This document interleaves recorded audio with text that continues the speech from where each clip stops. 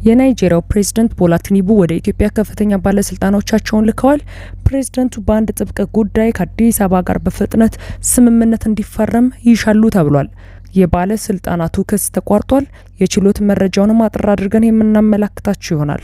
በባህር ማዶ መረጃችን አሜሪካ ቪዛ በፍጥነት ለማግኘት ለሚፈልጉ መንገደኞች $750 ተጨማሪ ክፍያ የሚጠይቅ አዲስ ሙከራ አሰራር ይፋ አድርጋለች። ለሚቀጥሉት 6 ወራት ይተገበራልም ተብሏል። ሰላም ጤና ይስጥልኝ ክቡራን አድማጮች፣ አብራችሁን ስትቆዩ እነዚህና ሌሎች መረጃዎችን ታደምጣላችሁ። ለቻናላችን አዲስ ከሆኑ ሰብስክራይብ በማድረግ እንዲሁም ቪዲዮንም ላይክ በማድረግ ይጀምሩ። በቀጥታ ወደ ዝርዝር መረጃው። የናይጄሪያው ፕሬዝዳንት ቦላ ቲኑቡ ወደ ኢትዮጵያ ከፍተኛ ባለስልጣናቶቻቸውን በአስቸኳይ መላካቸው ተሰምቷል። ፕሬዝዳንቱ ልዑኮቻቸውን ከኢትዮጵያ መንግስት ጋር በአፋጣኝ ስምምነት ላይ እንዲደርሱ ነው ወደ አዲስ አበባ የላኳቸው። ፕሬዝዳንቱ ኮስተርና ፈጠን ያለ ትዕዛዝ የሰጡት በኢትዮጵያ ታስረው በሚገኙ በርካታ ናይጄሪያውያን ጉዳይ ነው። በቃሊቲ ማረሚያ ቤት ከዝውውር ጋር በተገናኘ ታስረው የሚገኙ ከ300 በላይ ናይጄሪያውያን ወደ ሀገራቸው ለመመለስ የሚያስችል ትልቅ የዲፕሎማሲ ስራ እየሰሩ ነው። ፕሬዝዳንቱ በዚህ ጉዳይ እጃቸውን ያስገቡት ከሰሞኑ በኢትዮጵያ እስር ላይ ካሉ ናይጄሪያውያን መካከል የሞት ክስተት በማጋጠሙ ነው ተብሏል። የፕሬዝዳንቱን ትዕዛዝ ተከትሎ የናይጄሪያ ከፍተኛ ልዑክ ወደ አዲስ አበባ ማቅናቱን የናይጄሪያው ብዙሃን መገናኛ ብዙሃን ዘግበዋል።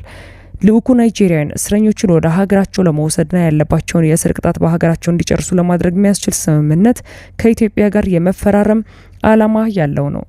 ከፍተኛ ልዑኩ የናይጄሪያ የውጭ ጉዳይ ሚኒስተር ቢያንካ ኡድሞጊ ኡጆኩን ጨምሮ የሀገሪቱን አቃቤ ሕግና የፍትህ ሚኒስተር እንዲሁም ሌሎችም ከፍተኛ ባለስልጣናትን ያካተተ ነው። ለፕሬዝዳንቱ ቅርብ የሆኑ የዜና ምንጮች ፕሬዝዳንቱ ጉዳዩን እንዲፋጠንና ከኢትዮጵያ ባለስልጣናት ጋር እስረኞች ዝውውር ጉዳይ ላይ የመግባቢያ ሰነድ ቶሎ እንዲፈረም ይፈልጋሉ።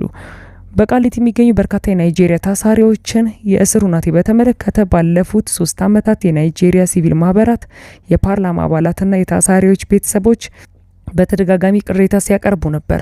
ለእስረኞቹ የሚቀርብ ምግብ አነስተኛና ያልተመጣጠነ ነው፣ የመድኃኒትና የሕክምና አገልግሎት ውስንና አነስተኛ ነው የሚል ቅሬታ ሲቀርብ ነበር። የኢትዮጵያ መንግስት ከሌላ ታራሚ በተለየ ለናይጄሪያውያን ተብሎ የሚደረግ ነገር እንደማይኖር ሲገልጽም ነበር።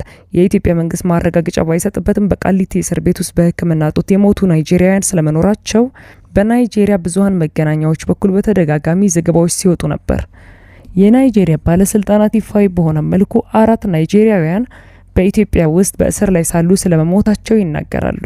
ከነዚህም መካከል ኦዴሞ ኤፌ የተባለ ታሳሪ በ2019 ለረጅም ጊዜ በቆየና በግልጽ ባልታወቀ ምክንያት መሞቱ ተዘግቧል። በ2023 ደግሞ ቺዞባ ፌቨር ዩኤ የተባለ እስረኛ በወህኒ ቤት ጠባቂዎች የአካል ድብደባ እንደተፈጸመበትና በጉዳዩ ላይ ክስ ቀርቦበት በነበረበት ወቅት ህይወቱ ማለፉን ነው የሚናገሩት የሀገሬው ባለስልጣናት። ሌላኛው እስረኛ ኡቲና ኖዋኒኒ የሕክምና እንክብካቤ ሳያገኝ በጽኑ ሳምባ ነቀርሳ ቲቢ በሽታ ምክንያት ህይወቱ ማለፉን እንዲሁም 4ኛው ታሳሪ ደግሞ ባሲል ሎሬንሲ ሌቦ በወህኒ ቤት ውስጥ በነበረ አስቸጋሪ የመኖሪያ ሁኔታ ምክንያት ህይወቱ ማለፉ ነው የተነገረው። ይህን በናይጄሪያ የውጭ ጉዳይ መስሪያ ቤት መዝገቦች ላይ ሰፍሮም ይገኛል። በአሁኑ ሰዓት በእስር ቤቱ ከ300 በላይ ናይጄሪያውያን አመታትን ተፈርዶባቸው ታስረው ይገኛሉ። አብዛኛዎቹ እጽ በማዘዋወር ወንጀል ተጠርጥረው የታሰሩ ናቸው።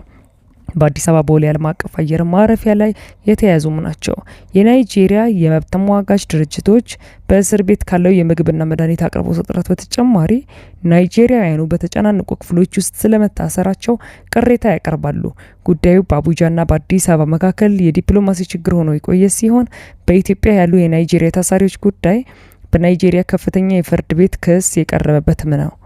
ከፍተኛው ፍርድ ቤት ባለፈው ዓመት የሚመለከታቸው የመንግስት አካላት እስረኞቹ ወደ ናይጄሪያ እንዲዘዋወሩ የሚል ትዕዛዝ ሰጥቶም ነበር። እስካሁን በሁለቱ ሀገራት መካከል በርካታ ድርድር የተካሄደ ሲሆን ኢትዮጵያ በጉዳዩ ላይ ፈቃደኝነት ማሳየቷ ተዘግቧል። ቲቢሲ ኒውስ የተሰኘ የናይጄሪያ የዜና ምንጭ የፕሬዝዳንቱን ትዕዛዝ ከተሰማ ወዲህ የተጀመረውን የዲፕሎማሲ ጥረት ተከትሎ የኢትዮጵያ መንግስት 100 ታሳሪዎች ወደ ናይጄሪያ እንዲዘዋወሩ ስለመፍቀዱ ዘገባ አውጥቷል።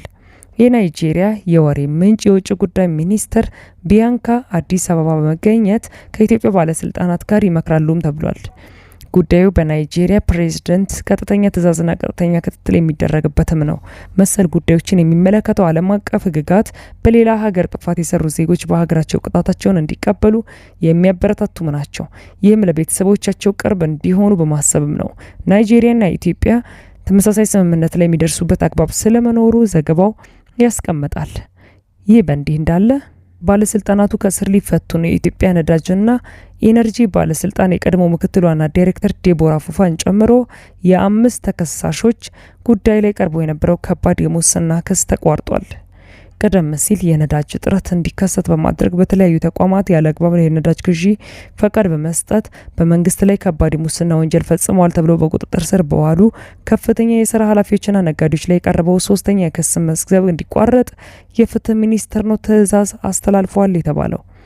ይህ የክስ መቋረጥ ውሳኔ የተላለፈው በ9ኛና በ10ኛ ተከሳሾች በኩል የቀረበን አቤቱታ የሙስና ወንጀል ጉዳዮች አቃቢ ዳይሬክቶሬት በጥልቀት ከመረመረው በኋላ ነው። ሚኒስቴር መስሪያ ቤቱ ለውሳኔው እንደ ዋና ምክንያት የጠቀሰው በእነዚህ 5 ተከሳሾች ላይ የቀረበውን የጥፋተኝነት ክስ ፍርድ ቤት ላይ ለማስረዳት የሚያስችል በቂና አስተማማኝ ማስረጃ አለመኖሩን ተከትሎ ነው ብሏል። ሸገር ሬዲዮ እንደዘገበው የዚህ ውሳኔ ይፋዊ ግልባጭ ለፌዴራሉ ከፍተኛ ፍርድ ቤት የልደታ ምድብ 3ኛ የሙስና ጉዳዮች ወንጀል ችሎት ቀርቧል።